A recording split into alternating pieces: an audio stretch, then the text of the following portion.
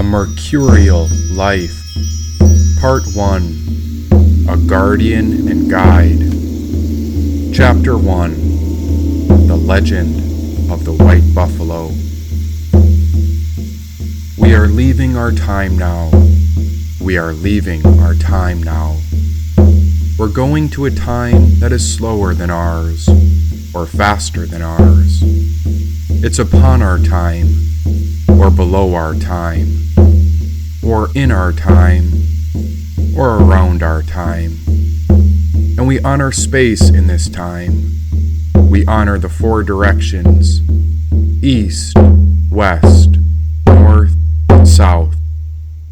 And we honor the fifth direction, which is inside of us, inside of our bodies and minds. Thus I have heard that in the forest some wild creatures roam. Gone beyond the cities, these rare ones live among the mountains, waters, trees, and so there once was a mythical beast that lived all alone. The last buffalo in the park, and no human would go near it. Legends whispered that this ancient one lived in the deepest cave, in the furthest valley, and so no one ever went off in search of the white buffalo, because so many had come to fear it. I paused on the sentence I was writing, then I blinked before I arrived back in real life. It seemed everything in the world was falling apart, yet through the imagination, I could dive into a space without worry or fear, and that is why I loved to write. What would come of this story? Was I using writing to avoid real life? Or was I doing it because the world had lost its way? And maybe this writing would lead us towards what the soul felt was right. A certain sadness crept upon me, since it seemed that so few valued poetry and storytelling. But I knew in my heart that I couldn't give up, and that's why I've never stopped writing. I opened the page I was writing, but I wasn't sure where this story was going. It would lead me when it was ready, for I was just a traveler, and these fables were my fellow guides and guardians. It felt as if every fable and story begged for me to find it, yet the world carried on in its own ways. Meanwhile, the population seemed to be in such a rush to stay busy, but I wondered if anyone would ever hear what these stories had come to say. Often I thought of storytelling like smoke signals. As I sat alone, I'd send messages up to the heavens, and maybe from a distance, someone might discover this fire burning, and there they'd see these smoke signals in the form of fables and get a warning or a message. For those who don't know, smoke signals are one of the oldest forms of long-distance communication. It's a visual communication used to transmit news, signals, danger, or even call a tribe to gather in a common area. The Native Americans used smoke signals for warnings of war, or the whereabouts of the buffalo, and so in my imagination, I pictured myself on the hilltops sending my final attempt through the smoke into the world. But did anyone care for these stories? Did anyone else care to keep the ancient traditions alive? Why, it seemed the world was so busy hoarding money that I doubted if anyone would be aware of the stories, or even if I happened to die. Alone on that hilltop, there was only wind, trees, and a forest to observe. So I put my hands around my mouth and called out to the world. Someday, art is going to be more important than money, and stories will be worth more than gold. Someday, one child, one teacher, one book, and one pen is going to change the entire world. Us artists give everything to fables and poetry, and still nobody seems to care. But these stories are going to change this world for the better, since only a storyteller can heal the world from all its pain, suffering, and despair. I may not live to see the day, but I won't stop writing. Just wait until God gives us the right sign." Then a moment later, I saw a flash of lightning. It humbled me so quick, and so I thought maybe I needed to be a little less selfish with my own message. And so I cleared my voice and spoke out when I said, "In honor of all those who are suffering, I am visualizing that every single one of you are gonna have the most incredible week of your life. This is gonna be the big one. This one. This week. This is where it happens. This is the beginning of the snowball effect that moves you in the direction of a wonderful existence. This is it. All that other stuff in the past, that's just because you let that loathsome buck-toothed, horned, multi-eyeballed imp drive you into hell," I yelled. Only an artist would understand the urgency behind my voice. But unfortunately for this world, artists were a dying breed. It seemed many people would rather give up on their gifts and talents to pursue normalcy. And until now, I'd given up just about everything because I believed in the lost art of storytelling with conviction and certainty. There was little left for me in the modern world, and word of my mischievous nature had spread through all the industries. No matter how much I begged for work, who was it that was willing to hire me? And if they did, then they'd realize that I had gifts and abilities to offer them that no one else could foresee. I reached into my pocket and pulled out my phone. There I snapped a picture of my smoke signals that I sent out on the Instagram. It was just another attempt to reach anyone who was listening, and so through the interweb, maybe it could reach out to all of mankind. After checking and checking to see who viewed my feed, did anyone truly care? And so again, my smoke signals were not quite received. Oh, why must the artist be tortured? Why won't the messages break through? And so with every attempt, I realized that nobody cared to examine the depth of this smoke signal that I brought into view. Be it a warning or a message of worldly danger, everyone kept living their own lives. And so I fell to my knees when I looked up to the sky. Heavenly Spirit, I call out to you because it seems I'm lost in my own life. I don't ask for much, but I'm begging you today. I need a guardian, and if you lead me, I promise I will obey the way of your guide.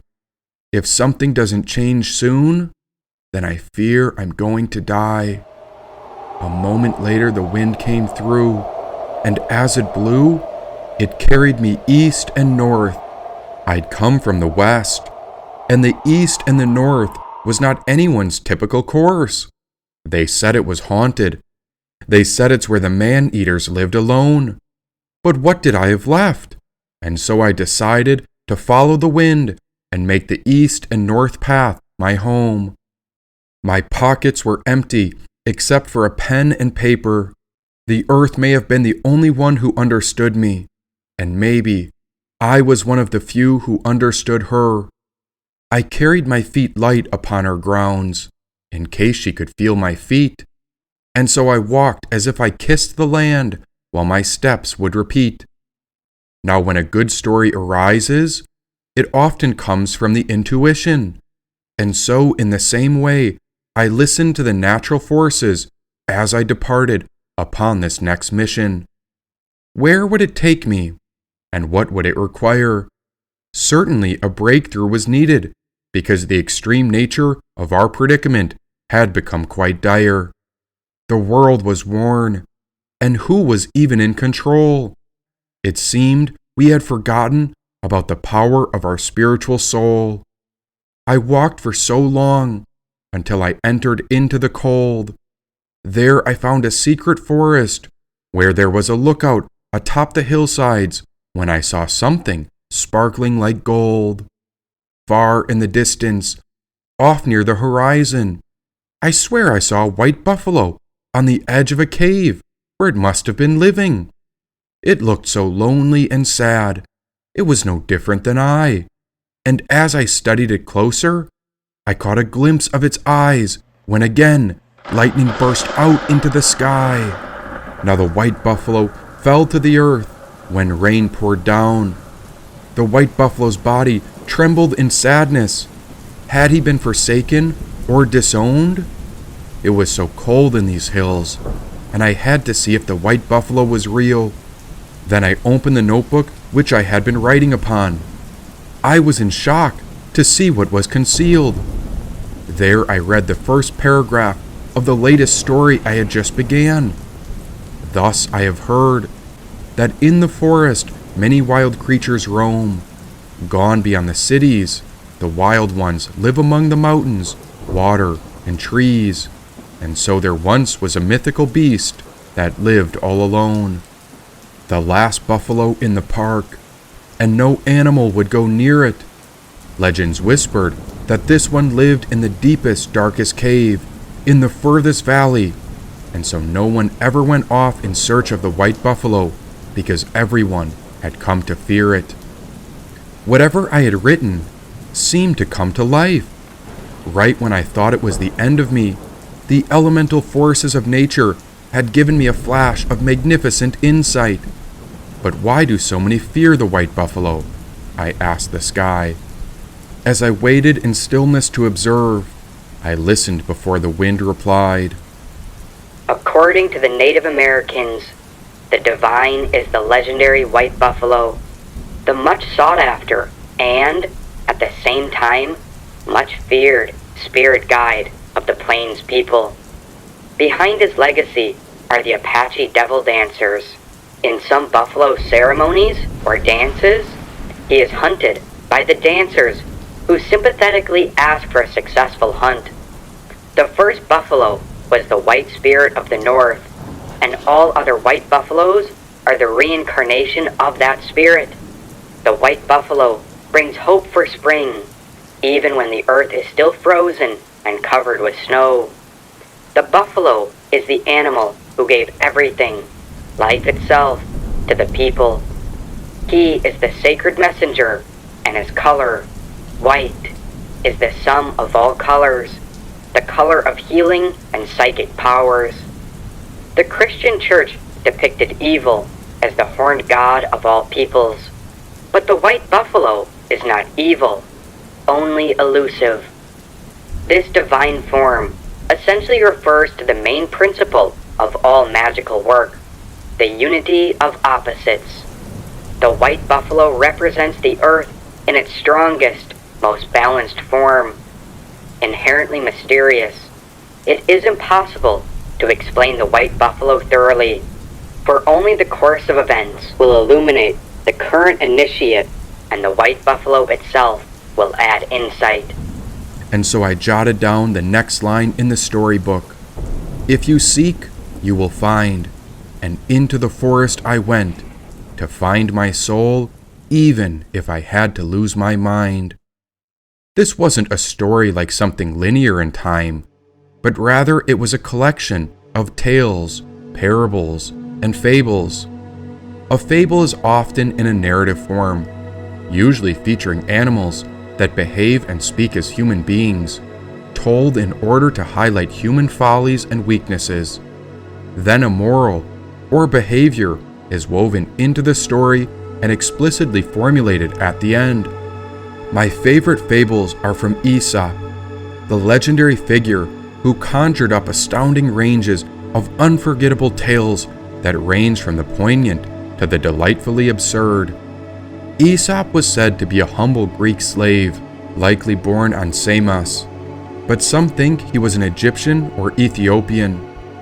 Aesop lived with many friends. One was a steadfast lion who would one day save him from a tragic fate. Another was a crafty wolf who lurked under a loose sheepskin. Then there was a carefree fiddling grasshopper who puts off tomorrow for what he should do today. Aesop may have been an alias, but he was said to be a real slave in 620 BC, and was later granted freedom as a reward for his learning and wit, where he served as an advisor to King Croesus of Lydia. All of Aesop's stories were were passed down orally from generation to generation. I breathed in and sighed. That's who I'm going to be. I'm going to be rewarded freedom for my learning and wit, where I'll advise the king of the earthly land. Some of our many famous sayings are from Aesop's stories, which held ideas like, "A bird in hand is worth two in the bush." Necessity is the mother of invention. United we stand, divided we fall. Please all, and you please none. No one believes a liar, even when he tells the truth. It is not only fine feathers that make fine birds. Adversity tests the sincerity of friends. Once a wolf, always a wolf. Those who suffer most cry out the least. A man is known by the company he keeps. Aesop was said to have written approximately 750 fables. His fables were fictional tales that were modeled on real-life circumstances, the behavior of people, and the character of people in their given circumstances. Aesop retold stories for children using animals, plants, or inanimate objects, and similar stories appear in Buddhist and Hindu culture. One of his most popular stories is The Tortoise and the Hare. By the time I journeyed over the hills, I had a certain feeling I was near the cave of the great white buffalo when night had fallen, as I looked up at the stars. There I saw a great spider who weaved a cosmic web connecting all stars, which held the universe together. Thus I have heard, there once was a great spider who created a magnificent web out in the middle of a vast forest. Thread by thread, the divine pattern spread, and so the spider was content to live in union with the land. But then one day, bulldozers and merchants came to cut the trees down, and so the spider knew these creatures as the human man. When the trees fell, so did the spider's perfect web. Her home, children, and entire fortune was lost overnight, and so it appeared that the spider was destined for death. She was a peaceful spider until she became a widow, and that night her anger grew so fierce until a red dot upon her back happened to grow. This was a sign of defiance, a sign of what man had taken away from her. In the same way, this is symbolic of the native people and the African Americans with all the pain they've endured. And so the Black Widow became a warrior who could not bear human society, and so she took an oath before battle, pledging never to turn her back upon the enemy. The magnitude of the suffering and grief she felt was unknown to the civilized humans, and she could no longer live with this terrible pain, and so the Black Widow devised a plan and departed upon a suicidal mission. She wanted to go out in style, and she vowed to take out as many enemies as she could, if only to protect the great forests. She was a creature who believed what she was doing was just, righteous, and good. That night she found a sturdy branch from above and threaded her web upon it. She decided that anyone who got tangled in her thread, well, she'd take to it and kill them. The thread was tied into her, and she'd jeer at all possible enemies. Defiance depicts this scene, and it appears as a brave stakeout to make the humans pay for what they did. With her poisonous bite, she waited and waited for just the right night. Surely the humans would build upon the ruined forest, and that's just when she'd inject her wrathful might. Then one miraculous day, a white buffalo came. He stopped just before the near invisible thread, and so he looked up when he decided to sit and stay. I see you're so angry, but anger will not bring your fantastic babies or web back. Why do you wait in defiance, ready to kill them and attack? Asked the white buffalo. Because they killed my family. They destroyed everything I ever had. Those men are the worst of all creatures. They are disgusting and bad," said the Black Widow. Ah, but if you bite them, then they'll likely kill you too. I see that you alone truly know what it means to have nothing. But is this the death that you wish to go through?" asked the White Buffalo. And so the Black Widow cried and cried. Why, it seemed only a fellow animal could help her remember to honor her own life. And so with the White Buffalo's kindness, she agreed to rebuild a new life and not fight. The Black Widow achieved honor by releasing her anger to allow a new chapter of life to begin. And this inspired the White Buffalo so much that the White Buffalo revealed the magic he had hidden within. "Oh, Black Widow, you are precious but dangerous. I know this is your home, but now that the men have cut down the forests, I have reason to fear a change will persist.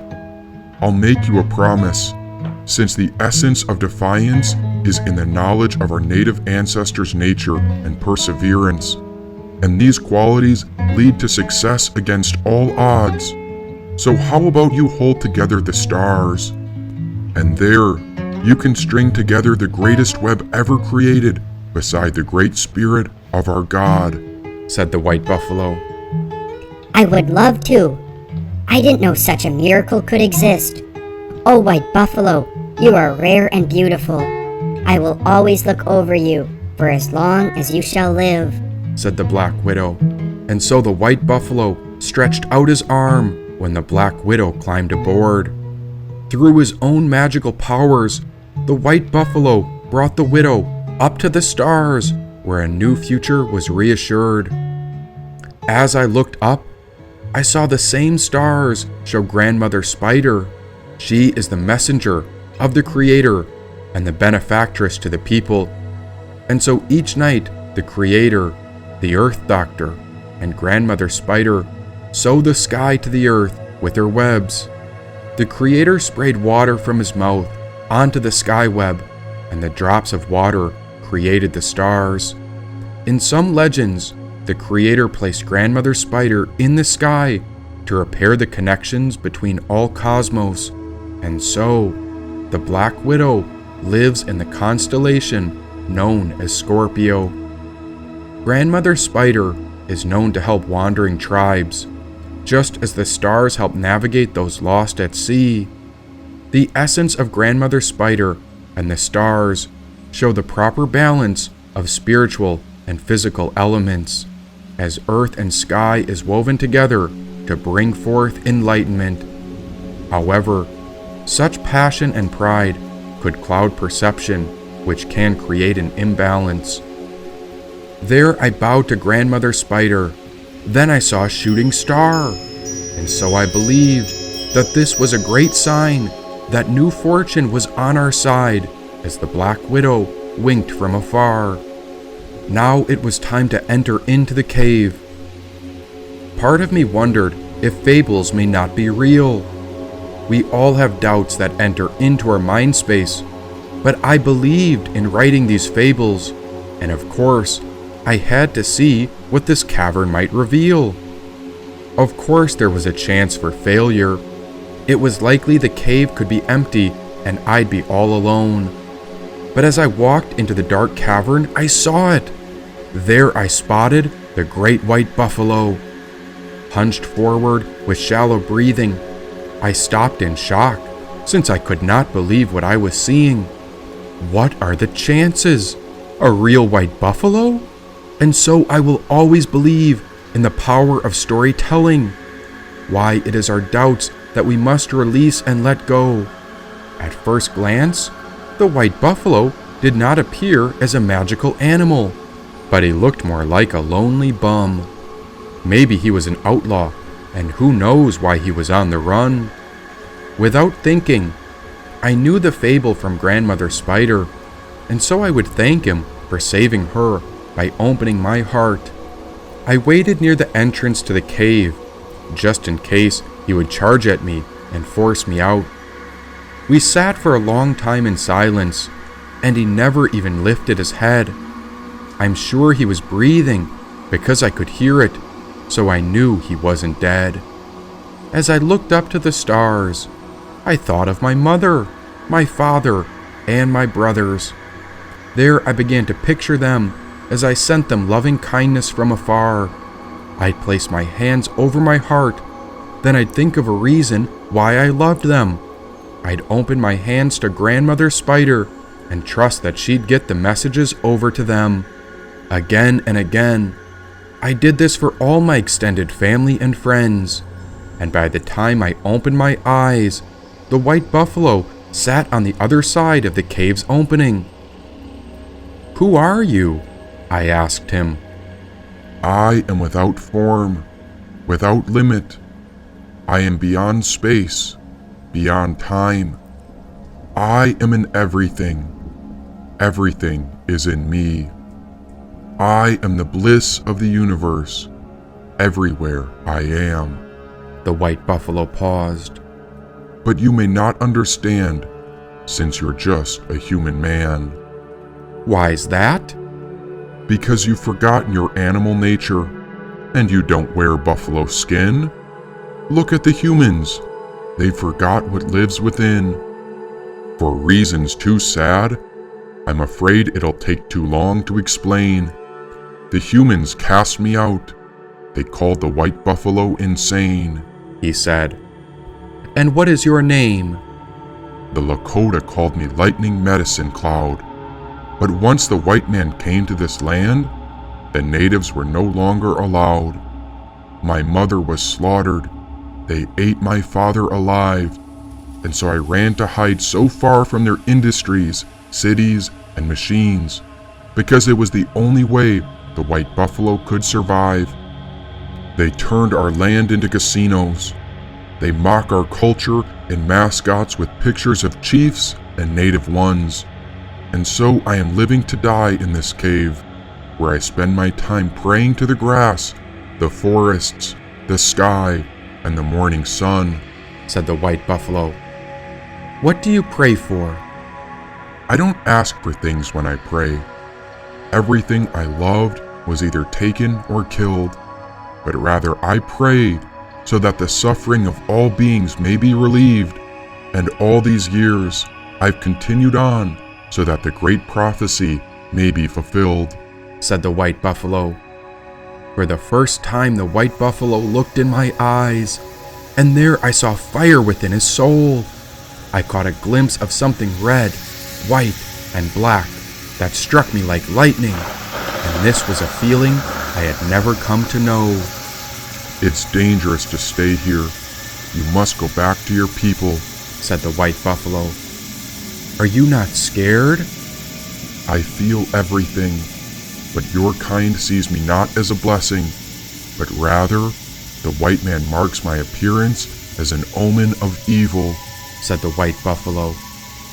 But I feel no hatred towards you, and still you could trample me in an instant. I feel as if I was drawn here for a very good reason. Then why have you come? Usually, your people are ever distant, said the white buffalo. Now I'd never seen a white buffalo, not once in my life, and his fur was thick and long, and I had an urge to reach out and touch his coat, which was a flowing silvery white. I didn't dare grab his fur, but I was so drawn to this creature. The white buffalo had gone through something far more intense than I could fathom, and I knew this based on his demeanor. He was giant and heavy, and his legs thundered as he walked around the cave. Maybe I was making him anxious, and so I spoke. If you prefer to be alone, then I won't stay. Now he changed, and he took a moment to pause in curiosity. A gentleman you are. Tell me again. Why did you come to find me? Said the white buffalo. The world is sick. The earth is in need of a miraculous healer. The people are poisoning the world, and I can no longer stand to live in their systems any longer. I tried to fit in, but they threw me out. And so the only places I feel at home is in the wild, or on my own route. Years and years have passed, and there are many days where I think I've lost my mind. But after all this time, I've come to realize that I've just been living in a world that is brutal, unfair, and not aligned. I went off in search with great faith that maybe in the wild I would find a great healer. And what do you do? Asked the white buffalo. I dream of being an alchemist, but right now I'm just a storyteller.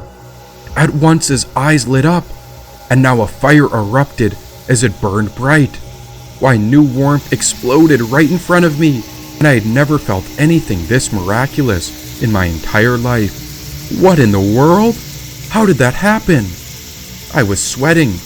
It was as if he held fire. What had happened, and what on earth had transpired? A storyteller? I love stories! Then you are not one of the capitalists, but rather you're a creature of the imagination, said the white buffalo. I opened my notebook, and there I showed him the words, journals, notes, and tales I'd written and collected. Oh, I can't read, but I do love stories. It's how my people pass the high teachings down. We spread the oral transmission through allegories, said the white buffalo.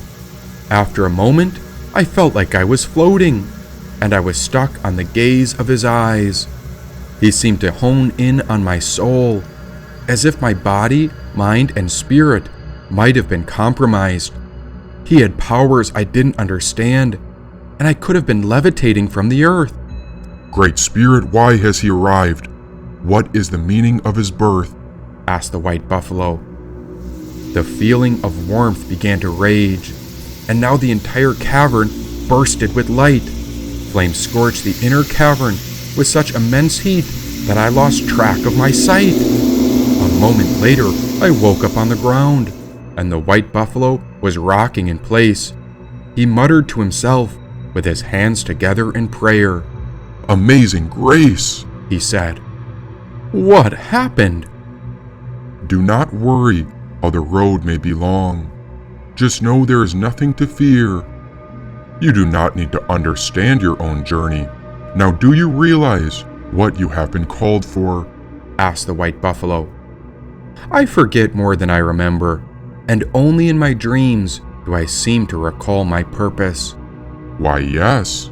You are one of the last flowers of meditation in the entire wilderness, said the white buffalo. He rocked on his heels, and I saw this as a sort of excitement. He rubbed his hands together as if his own life had been given a new purpose. You must tell me about your dreams. What is it that you remember?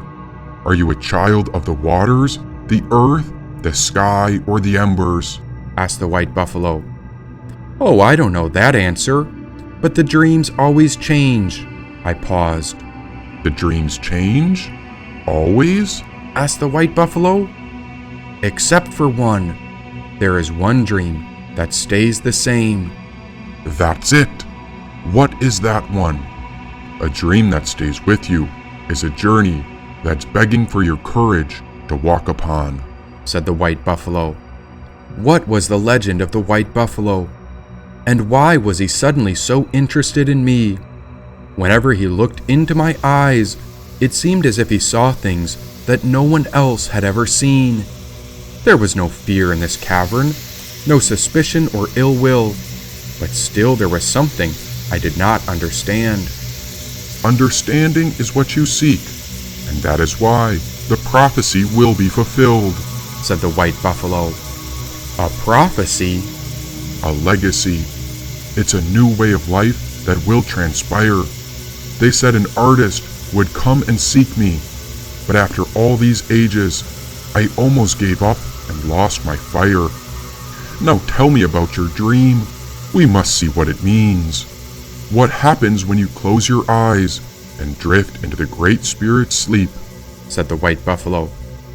Not much happens, but I usually see the same thing. I don't know how to explain it, and so I'll show you a picture of what it looks like. I open the notebook of stories and words to the last page where I revealed it. The garden! The white buffalo cried out. He was in shock, and so his body dropped. He began weeping upon the ground when he brought his hand over his head in prayer, where his fingers were interlocked. Praise to the Great Spirit and the Ancient of Days. I always believed it, but now we have found our way, said the white buffalo. A moment later, he jumped to his feet. Now he ran to my side. He knelt in front of me while I sat upon a simple stone, and this was the closest I'd ever been to a living white buffalo. And the moment he touched my knees, my eyes turned inside. Now the vision appeared where the dream came to life. I was brought back to that place. This was the vision in the great garden. There, high above us, beneath the sun, were red wings of an angel's dawn. The winds carried this angel, and its hands opened in protection over this pure land. I walked near the mountain, in between the trees, where I felt true love within a woman. It was true love, and there I saw her as my soulmate and spiritual fire. Being in her presence, I felt harmony and balance. My purpose, duty, destiny, and will were all balanced like a spinning disc rotating around her. In her presence, all of life felt complete, and so I knew she was a kindred spirit of the soul. By a miracle, I realized that I had come back to myself, and within my own true nature, I too was complete and whole. This was as good as it could get. This bond felt like it could deepen and increase more than I could imagine, and so the nature of the setting was perfect. This was the divine garden. As dreams tend to shift, I looked up at the red angel under the sun, where she waved her arms. There the true lover reappeared on a homestead beside a flowing stream and a humble farm. This was a family and a marriage sealed by a kiss. A place where soulmates live with good luck, blessings, creativity, security, prosperity, and abundance. Children were playing, and the lover was in my arms. Then we spread our arms wide when we noticed how we were covered under the same posture of the angel from afar. This was stability, but again the dream shifted in space. Her and I each held a cup as we were within a walled place. Those same wings were above us, but now the angel had a lion face. Under the wings were our two cups, where two serpents came together. I was on one side, and across from me was the lover. Then a moment later, I woke up just as our cups cheered one another. I wasn't sure what had happened to me. For a moment, I thought I woke up back in the city, but to my surprise, the white buffalo was firing up a wood stove with branches from a tree. What a surreal dream to go through. And I think I know what we must do, said the white buffalo. And as he cooked us breakfast, tears of joy fell from his eyes. It was quite the strange occurrence, because now rain fell from the sky.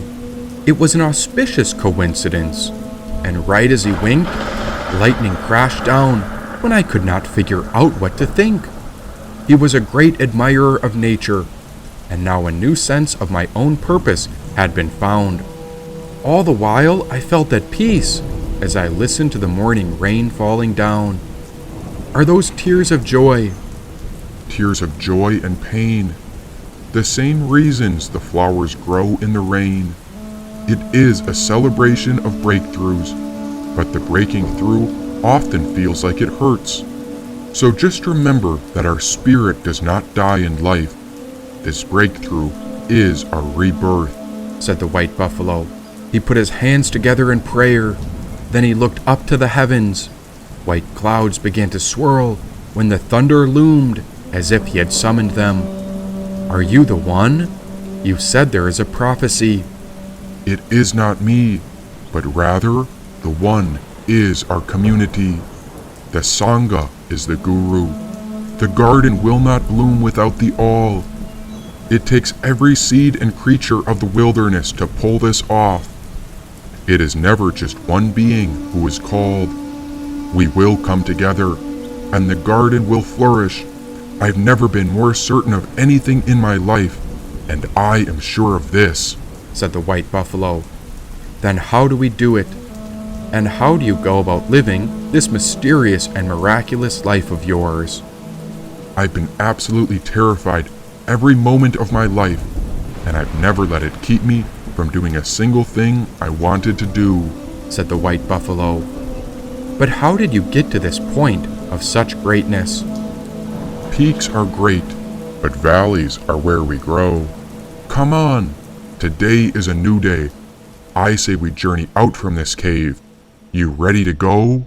Said the white buffalo. And where will we go? We'll head into the unknown, where all the wild ones grow, he said. Then let's grow. But before that, I must show you my favorite thing in the whole world, he said. And so he ran to the back of the cavern, while I simply observed. He revealed a drum with a bone that was padded at the end. Then he began to beat the bone against the drum, which rattled a deep rhythm. Meet Iron John, said the white buffalo. We danced the whole day, while we chanted sounds and sang songs. And when I couldn't even tell what he was saying, I sunk into my primal nature when night came, as we howled at the moon, right where we belonged. Nothing could stop us, for nothing was in our way. And so the journey begins. The future is what we will create, said the white buffalo. You know, yesterday I woke up feeling miserable, but now that feeling is long gone. I think I love your drum. Call him by his name. His heartbeat is called Iron John, said the white buffalo. And when the day ended, it was time for rest. I was more excited for tomorrow than I'd ever been. It would be another new day, a supreme occasion. Then I opened my notebook of fables, and there I scribbled a new note. This white buffalo was a mystical one, and so I wrote, You are a mythological beauty. You have the eye of someone I've seen. Outside of ordinary situations, even outside of my dreams. You lie in your cave at night and watch the starlight to see what life means. There's a child inside of you who's trying to raise a child in me. If you want me to leave, tell me and I won't stay. Although I'm all caught up inside, I'm certain that you know the way. In the middle of that night, I turned over to look at the white buffalo who was resting on the far side of the cave. Can I ask you a question? Sure, said the white buffalo. The depth of my consciousness causes me to suffer.